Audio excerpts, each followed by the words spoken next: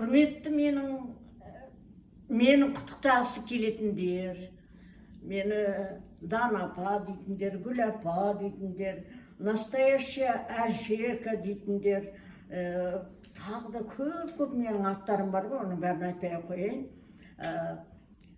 Мені жақсы көретіндер, тіпті мені жек көрсе де құттықтағысы келіп тұрғандар.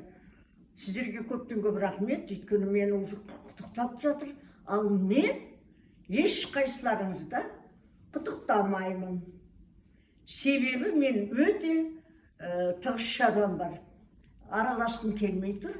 Сол құттықтауларды қабылдап, қорытып, өзіме ұнаған қысқа, нұсқа, жаңаша, қазақша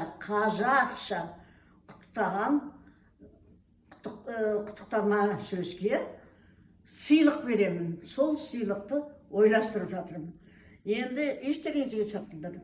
Менде қазылар алқасы жоқ, жюри мүшесі. Мен өзім шешемін.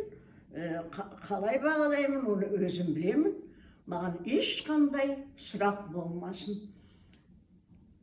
Ең бастысы қазақша, жаңаша, қысқа, нұсқа және шынайы құттықтаулар болса екен деп тілеймін.